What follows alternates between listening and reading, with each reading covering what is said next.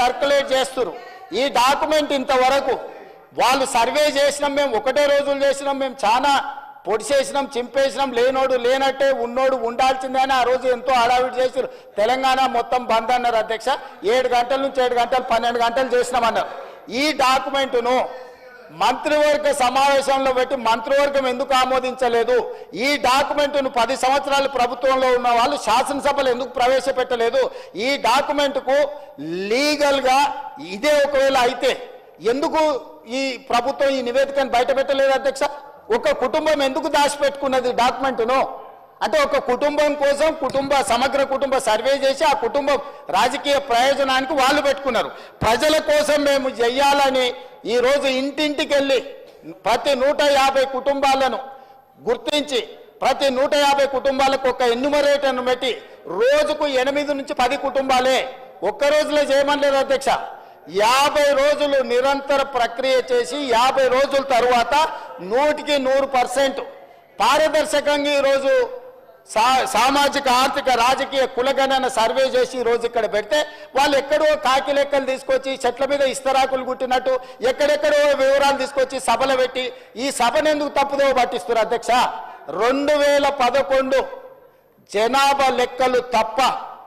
ఎక్కడ కూడా అధికారిక లెక్కలు లేవు ఆ తర్వాత 2024లో కాంగ్రెస్ పార్టీ అధికారంలోకి వచ్చిన తర్వాత చేపట్టిన ఈ సర్వే మాత్రమే అధికారిక డాక్యుమెంటు ఇంత మించి అధికారిక డాక్యుమెంట్ లేదు ఇట్లాంటి లెక్కలు చెప్తే సభను తప్పుదో పట్టించడమే సమాజాన్ని తప్పుదో పట్టించడమే 2011 జనాభా లెక్కల ప్రకారం 3,50,03,674 మంది అధ్యక్ష 2011 జనాభా లెక్కల ప్రకారం ఈ రోజు మా ప్రకారము 3,70,00,000 పైచిలకు జనాభా అధ్యక్ష ఇంకెక్కడ కూడా అధికారికంగా లెక్కలు లేవు ఎవరైనా చెప్తే ఊహించో లేకపోతే అబద్ధాలు ఎవరైనా చెప్తే అవి మోసుకొచ్చి ఇక్కడ చెప్పుడు తప్ప ఏ చర్చకు తావు లేదు అందుకే దయచేసి మా మిత్రులను బలహీన వర్గాలను సామాజిక న్యాయం చేయాలని ఒక ఉక్కు సంకల్పంతో రాహుల్ గాంధీ గారి మాట ప్రకారం ఈరోజు కాంగ్రెస్ పార్టీ ఏదైతే ప్రయత్నం చేస్తుందో ఈ ప్రయత్నానికి సహకరించండి నరేంద్ర మోడీ గారిని 2021లో లెక్కించాల్సిన జనాభా లెక్కలు ఇంతవరకు లెక్కించలేదు వాళ్ళు అడిగారు వీళ్ళు లెక్కించరు మేము అడుగుదామంటే సహకరించరు ఈ రకమైన ప్రయత్నాలు బలహీన వర్గాల సంక్షేమానికి ఉపయోగం ఉండదు దయచేసి ఇట్లాంటి అర్థం పర్థం లేని అన్ని కాగితాలు తీసుకొచ్చి సభను తప్పుదో పట్టించొద్దు ఇప్పుడు ఏదైతే చేస్తున్నామో 100% పారదర్శకంగా ఉంది మిగతా 16 లక్షల కుటుంబాలు ఏవైతున్నాయో ఆ 16 లక్షల మంది వివరాలలో 3 లక్షల పైచిలకు కుటుంబాలు ఉన్నాయి కదా అధ్యక్ష ఇగో 4-5 ఇన్నే ఉన్నారు అధ్యక్ష ఈ సభలో ఎందుకు వివరాలు అందించలేదు తెలంగాణ సమాజానికి వాళ్ళు క్షమాపణ చెప్పాలి అధ్యక్ష ప్రభుత్వం అధికారికంగా సేకరిస్తున్న సమాచారాన్ని ప్రజాప్రతినిధులుగా ఉండి పక్కదారి పట్టించి వివరాలు ఇవ్వకుండా ఈరోజు సభలో ఏదేదో మాట్లాడితే ఎట్లా అధ్యక్ష దయచేసి సహకరించండి ఇప్పుడు కూడా నేను కోరుకుంటున్నా హరీష్ రావు గారిని చంద్రశేఖర్ రావు గారిని తారక రామారావు గారిని పద్మారావు గారిని పోచంపల్లి శ్రీనివాసరెడ్డి గారిని వీళ్ళందరినీ నేను కోరుకుంటున్నా దయచేసి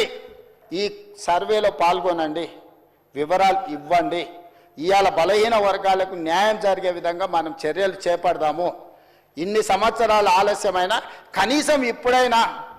వాళ్ళ కోసం పనిచేద్దాము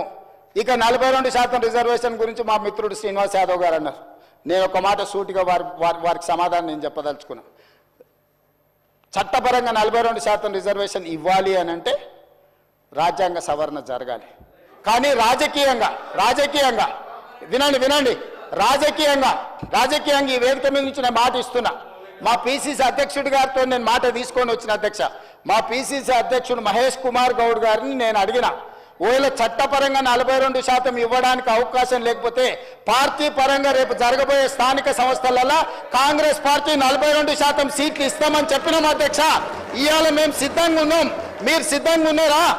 నేను ఇవాళ సూటిగా అడుగుతున్న బీఆర్ఎస్ను బీజేపీని మా పార్టీ 42% రేపు జరగబోయే స్థానిక సంస్థల ఎన్నికలలో 42% సీట్లు మా పార్టీ ఇస్తుంది ఇది మా కమిట్మెంట్ మీ రెండు పార్టీలు నేను సవాల్ విసురుతున్నా, మీరు రాండి, ఈ వేదిక మీద నుంచి మాట ఇవ్వండి, 42% ఇద్దాం. చట్టాన్ని సవరించే చట్టంలో ప్రొవిజన్ వచ్చినప్పుడు చట్ట ప్రకారం ఇద్దాం. ఈ రోజు రాజకీయంగా నైతికంగా మనం కట్టుబడి ఉండి 42% బలహీన వర్గాలకు సీట్లు ఇద్దాం. మీకు చిత్తశుద్ధి ఉంటే ముందుకు రాండి అని చెప్పి నేను వారికి సూచన చేస్తున్నా అధ్యక్ష. Respected Akbaruddin. Honorable Speaker, sir. Sir मैं अकबर साहब बोलिए. नहीं सर, मैं आपसे पूछना चाह रहा हूं सर, मैं एक क्लैरिफिकेशन लेना चाह रहा हूं, तो आप मुझे नो सर एक मिनट आप सुनिए मेरी बात को, एक मिनट मैं आपको दे रहा हूं, एक मिनट